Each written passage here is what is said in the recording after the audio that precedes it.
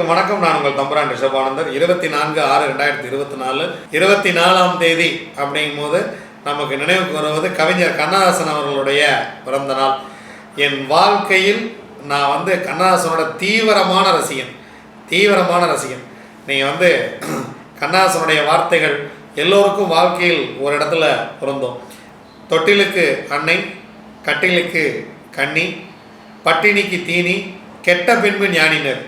ஒருத்தன் ஞானி ஆகிறதுக்கு உன்னுடைய தகுதி என்னன்னா அவன் முழுசாக கெட்டு போயிடணுங்கிறார் கண்ணதாசன்.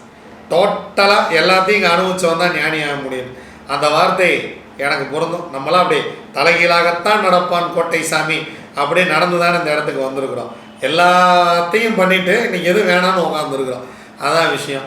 எனக்கு கண்ணதாசனோட பல வியப்புகள் உண்டு. அதாவது இப்படியுமா ஒருத்தனால் எழுத முடியும் அப்படின்ட்டு. திருவிளையாடல் படத்துக்கு அவர் பாட்டு எழுதுறார். அப்போ அவர் தீக்காவில் இருக்கார். திருவிளையாடல் படத்துக்கு அவர் பாட்டு எழுதுறார். நீங்கள் பார்த்தீங்கன்னா அந்த அந்த சுச்சுவேஷன்ஸ் எல்லாம் வேறு மாதிரி இருக்கும். ஏபி நாகராஜன் சொன்ன சுச்சுவேஷன் என்னென்னா, கடவுள் தன்னை பற்றி பாடணும், ஆனால் ஒரு இடத்துல கூட கடவுள் பேரே வரக்கூடாது அப்படின்னு சொல்லியிருப்பார். இந்த சுச்சுவேஷனில் ஒருத்தர் பாட்டு எழுதுறது கஷ்டம். ஆனால் கண்ணதாசன் எழுதிய பாடல் கடவுள் தன்னை பற்றியே பாடிக்கொள்கிறார். நான் அசைந்தால் அசையும் அகிலம் எல்லாமே, அறிவாய் மனிதா உன் ஆணவம் பெரிதா. ஒரு இடத்துல கூட எந்த கடவுள் பேருமே வராது. பாட்டும் நானே, பாவமும் நானே, அசையும் பொருளில் இசையும் நானே. முடிச்சிட்டார். எல்லாமே இங்கே நான் தான் அப்படின்னு சிவபெருமான் சொல்கிறாரு. ஆனால் எந்த இடத்துலையும் எந்த கடவுள் பேருமே வராது. அதுலேயே பார்த்தீங்கன்னா, பார்த்தா பசுமரம், படுத்துக்கிட்டா நெடுமரம், சேர்த்தா விறகு காகுமா, ஞான தங்கமே, தீயிலிட்டா கரியும் மிஞ்சுமா அப்படின்னு கேட்டிருப்பார். ஒரு பக்தி படத்துக்கு இப்படி ஒரு பாட்டு எழுதுகிற தைரியம் வேறு யாருக்குமே கிடையாது. பக்தி படம்லாம் நம்ம எத்தனையோ பக்தி படங்கள் பார்த்துருக்கோம். அதெல்லாம் சாமி பாட்டுகள், நீங்கள் கடவுளோட பேரை சொல்லி கடவுளுடைய புகழ்பாடுதான பாடல்கள்லாம் இருக்கும். ஆனால் கண்ணதாசனுடைய பாடல்களை பாருங்கள். பக்தி படத்தில் கூட கண்ணதாசன் சரியான கருத்துக்களை வைத்திருப்பார். தாய்க்கு ஒரு பழி நேர்ந்தால் மகற்கில்லையோ, அன்னை தமிழுக்கு பகலி நேர்ந்தால் உனக்கில்லையோ அப்படிம்பார். அம்மாவுக்கு ஒரு பிரச்சனைன்னு அது குழந்தைக்கு இல்லையா, தமிழுக்கே ஒரு பிரச்சனை வந்துருக்குது, உனக்கு இல்லையா, ஏன்னா உனக்கே தாய் தமிழ் அப்படின்றவர்.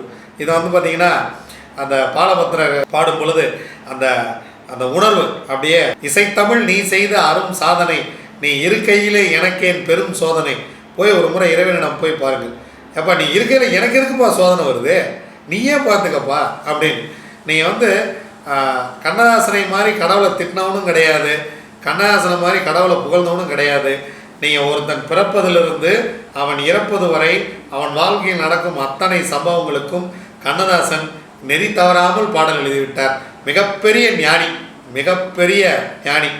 உண்மையிலேயே கண்ணதாசனை போல் ஒருவர் இதற்கு மேல் இந்த பூமியில் பிறக்கப் போவதே இல்லை. மதுரா நகரில் தமிழ் சங்கம் அப்படின்னு பாட்டு எழுதினார். மதுரா நகர் எங்கே இருக்கிறது?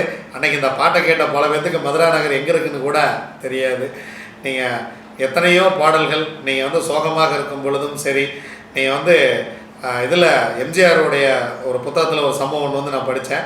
உலகம் சுற்றும் வாலிபன் திரைப்படம் வெளிவரப்போகிறது. அப்போ பார்த்தீங்கன்னா திண்டுக்கல்லில் இடைத்தேர்தல் நடக்கிறது.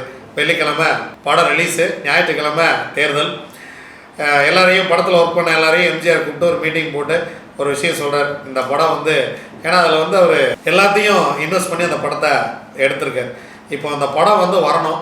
அந்த படம் வரும் பொழுது இந்த படத்தை பார்த்து அவ்வளோ இம்ப்ரெஸ் ஆகணும் அப்படிங்கிற ஒரு விஷயம் எம்ஜிஆருக்கு. அதை எப்படி சொல்கிறதுன்னு அவருக்கு தெரியல. கண்ணதாசன், MS விஸ்வநாதன், இவர் நம்ம டிஎம்எஸ் எல்லாத்தையும் வரவழைக்கப்படுறாங்க. எல்லோரும் உட்காந்து பேசிக்கிட்டு இருக்காங்க. அப்போ ஏதோ ஒரு விஷயம் இதில் பத்தலைண்ணே, ஏன்னா அண்ணன் தான் கூப்பிடுவார் கண்ணதாசனை எம்ஜிஆர். இது ஏதோ ஒரு விஷயம் இல்லைண்ணே, இதில் ஏதோ ஒன்று குறையுது அப்படிங்கிறது மட்டும் எம்ஜிஆருக்கு புரியுது. ஆனால் என்னங்கிறது தெரியல. என்ன எல்லாரும் யோசிக்கிறாங்க என்ன பண்ணலான்னு. கண்ணதாசன் அப்போ தான் சொல்கிறார், டைட்டில் கார்டில் ஒரு சாங் போடலாமா அப்படின்னு. போடலாம் அப்படின்னு. விஸ்வநாத ஹார்மோனியத்தை எடுத்து வச்சுக்க அப்படின்ட்டு உட்காந்த இடத்துல சொன்ன பல்லவிசாமி இது. நமது வெற்றியை நாளை சரித்திரம் சொல்லும், இப்படை தோற்கின் எப்படை வெல்லும் அப்படின்னு. நீங்கள் அதில் பார்த்தீங்கன்னா MS விஸ்வநாதால் ஒரு வித்தை ஒன்று பண்ணியிருப்பார். நம் வெற்றியை நாளை சரித்திரம் சொல்லணும்னு மியூசிக் வரும். அதுக்கப்புறம் கொஞ்ச நேரம் கழித்து இப்படை தோற்கின் எப்படை வெல்லும் அப்படின்னு வரும். அடித்தா கிளாப்ஸ். வெள்ளிக்கிழமை அன்னைக்கு இந்தியாவிலேயே முதன் முறையாக ஆளுங்கட்சியையும் மத்திய ஆளுங்கட்சியும் மாநில ஆளுங்கட்சியும் எதிர்த்து ஒரு அன்னைக்கு அது சாதாரண கட்சி தான். எம்ஜிஆர் அப்போ தானே பூசா கட்சி துவங்கியிருக்காரு. அன்னைக்கு அவர் சாதாரண கட்சி தான். முதல் வெற்றி எம்ஜிஆருக்கு பெற்றுக் கொடுத்தது கண்ணதாசனின் இந்த பாடல் வரிகள் அப்படிங்கிறதான் விஷயமே. ஏன்னா அந்த பாட்டை கேட்டிங்கன்னா இன்னைக்கு கூட அப்படி ஜிவ்வுன்னு ஏறும். நம் வெற்றியை நாளை சரித்திரம் சொல்லும். இன்னை வரைக்கும் பேசிகிட்டு இருக்கோம்ல, அந்த வெற்றி தானே திண்டுக்கல்ல அவருக்கு மூக்கையத்தவருக்கு கிடைச்ச வெற்றி தானே. அதுக்கப்புறம் அது அதிமுகவாக உருவெடுத்து அந்த கட்சி ஆலமரமாக வளர்ந்து கிட்டத்தட்ட எம்ஜிஆர் சிஎம்மாக இருந்து, ஜெயலலிதா சிஎம்மாக இருந்து, ஓபிஎஸ் சிஎம்மாக இருந்து, இபிஎஸ் சிஎம்மாக இருந்து, இது அப்படியே வந்துக்கிட்டே இருக்குது. இதுக்கெல்லாம் விதை போட்டவர் கண்ணதாசன். ஏன்னா பாடல்கள்லேயே எம்ஜிஆருக்கு வந்து பார்த்தீங்கன்னா அவர் எழுதிய பாடல்கள் 3 எழுத்தில் என் மூச்சு இருக்கும், அது முடிந்த பின்னாலும் பேச்சு இருக்கும்னு சொன்னதாகட்டும், நீங்கள் ஒவ்வொரு விஷயமும் பார்த்து பார்த்து பார்த்து பார்த்து செதுக்கியவர் கண்ணதாசன். கண்ணதாசனுடைய பிறந்த நாளில் அவருடைய பொற்பாதம் தொட்டு வணங்கிக்கிறோம்.